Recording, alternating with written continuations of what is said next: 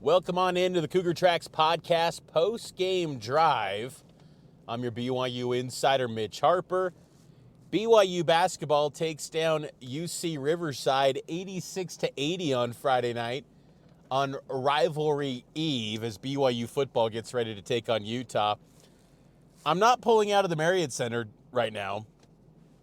I'm at University Parkway and 2310 North intersection. I just went to the gas station, 7-Eleven, to get some gas, and saw walking out of the gas station Mawat Mag and Trey Stewart coming out of the gas station. So that was pretty cool, seeing those guys. Mag's kind of interesting, see what he becomes. I think he's got to figure out what his role is going to be.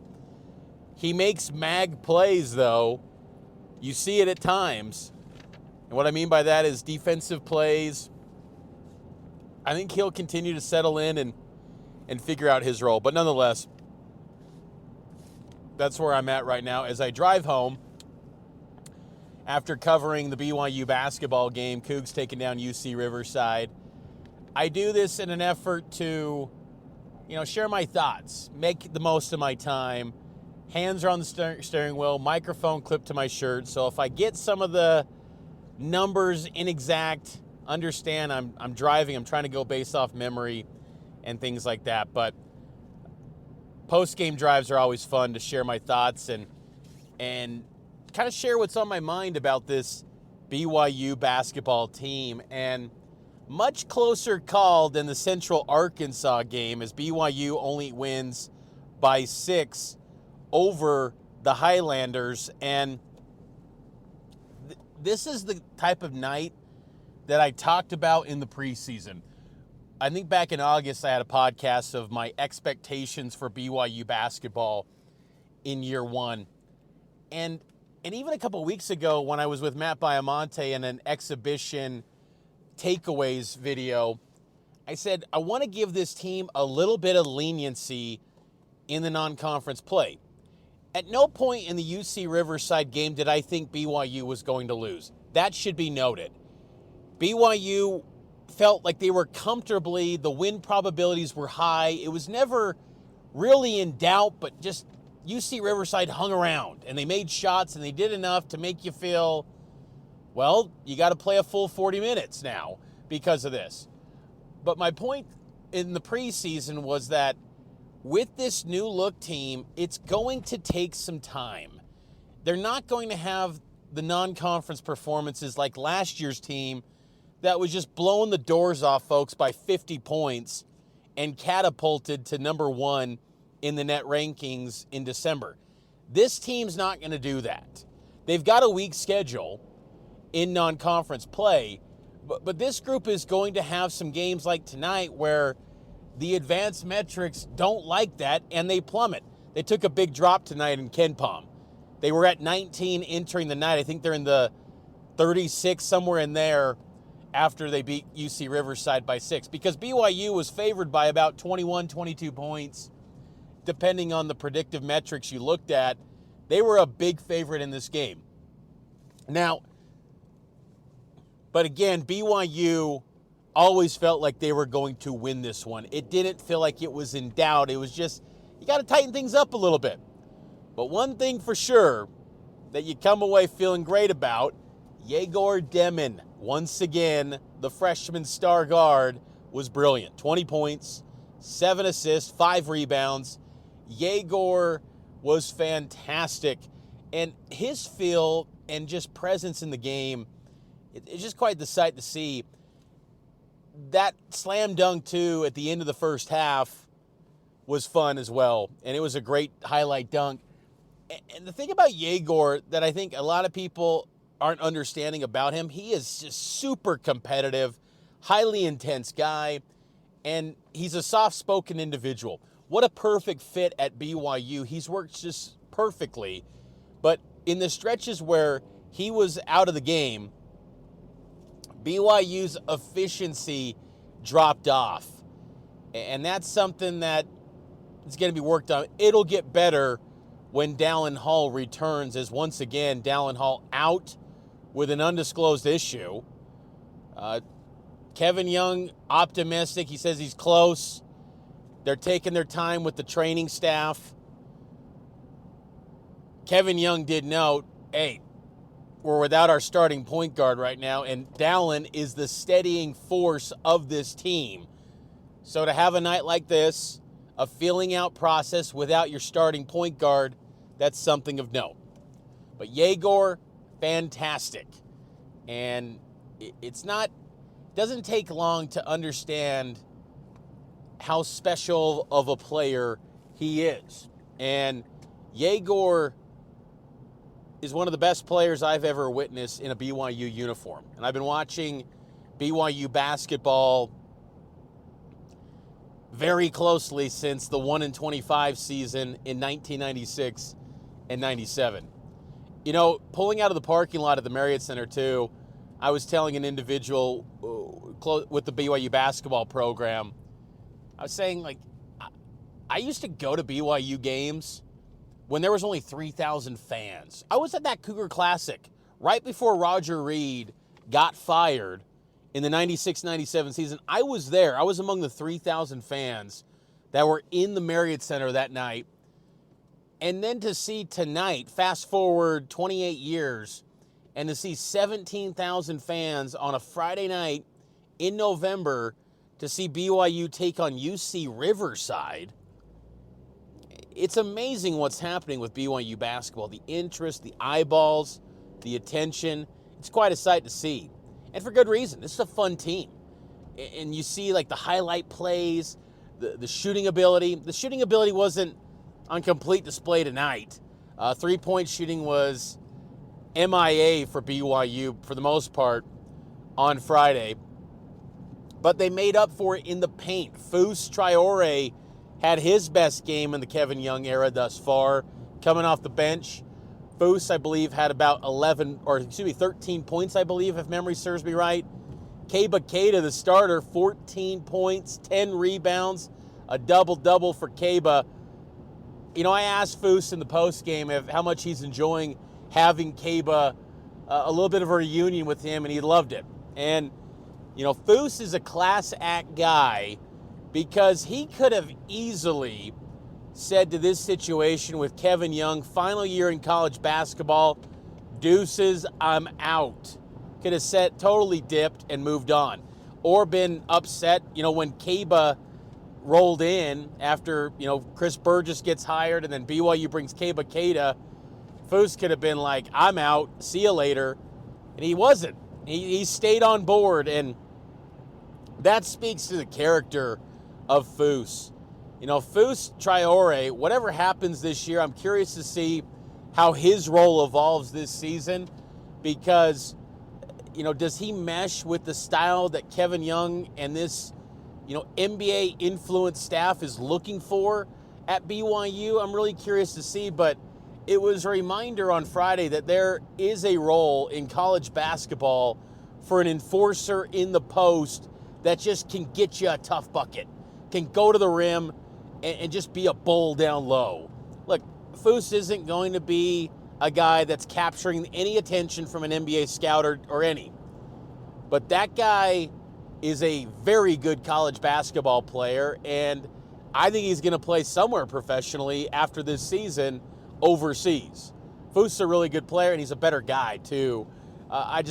Nothing but high praise for Fus. It was great to see him have some early season success because, you know, he's dealt with so many injuries, even early in this year. Fus has been plagued by injuries the last 2.5 seasons of his BYU career.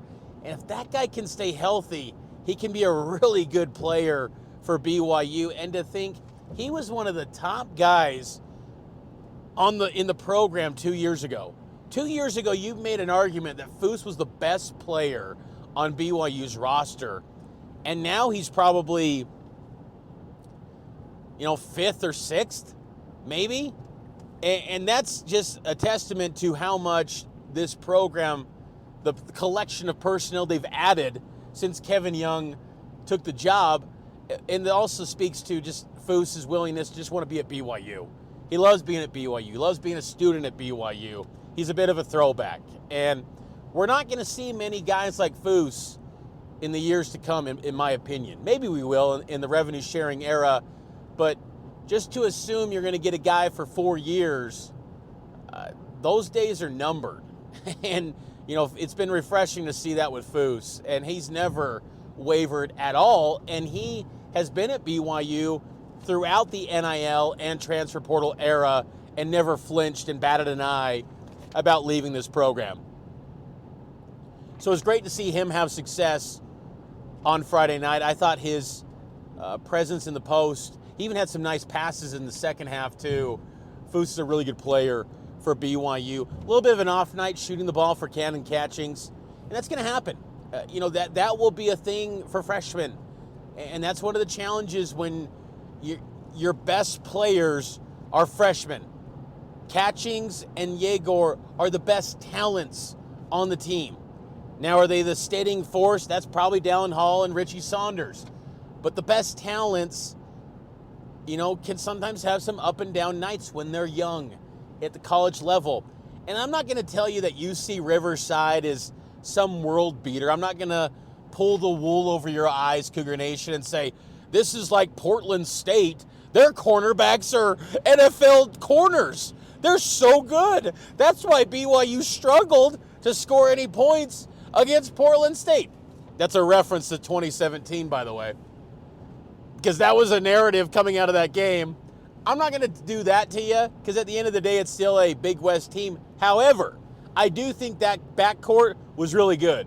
And I would not be surprised if someone in that backcourt becomes like a Big West player of the year, and UC Riverside probably going to be in the top 3, I would think, in the Big West. That guard line was good, and they had some shot makers. They had guys that can knock down shots, and they hung around. So it was a good test, and UC Riverside was competitive with Oregon. So, I don't understand the context. It's game 2. They're still filling out. They're still installing what they want this scheme, this look to be. These type of nights are going to happen, and it's not ideal for the advanced metrics, but the beautiful thing about BYU in the Big 12, it doesn't matter because you have so many quad 1 opportunities waiting for you in January, February, and March that having a night in November where you only win by 6 instead of 21, that's not an issue. BYU, though, has got to fix the issue of, I want to see a little bit more consistent three-point shooting from this team. The percentages have been a little bit underwhelming through the first 2 games.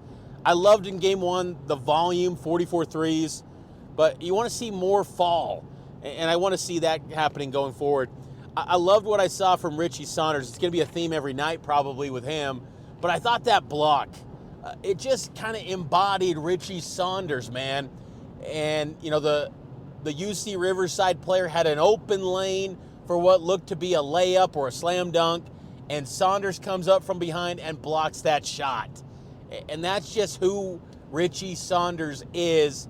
He just brings fanatical, relentless effort, and what a nice luxury for BYU to have him and not have him be at Kentucky.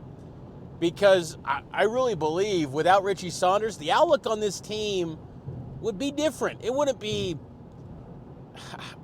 maybe it would, but I don't want to say drastically different, but he is important to what BYU is this season. I also thought Dawson Baker had a little bit better performance. It took some time for Dawson. He wasn't really looking for his shot at all in the first half. He didn't put up any attempts, but his first shot attempt, it goes down. It was a 3. And that's noteworthy because in game 1, he was 0 of 7 from the field, and I thought it was great that Kevin Young still stuck by him. Sometimes coaches at the college level, you have a bad night, man. You could be in the doghouse, and it's just, again, it's an understanding of it's a process. This is going to take time, and I always believe that this team under Kevin Young, they're not going to peak in November. They're not going to peak in December. They're going to ideally peak in March. That's when you want them to be playing their best, and understanding that Dawson Baker's a really talented player. It's been a little bit of a slow start for him. I don't think he's looked as great and as explosive as he did in moments last season in those non-conference games coming off the bench a year ago. But he'll get going, and he's going to have some nights where he comes up big for this team. But I thought it was just a nice bounce-back performance for Dawson after a really bad shooting night in the opener against Central Arkansas on Tuesday. He also had that late steal where UC Riverside, I think, was down 7. BYU missed 2 free throws. They go on the other end, and Baker comes up with a defensive stop.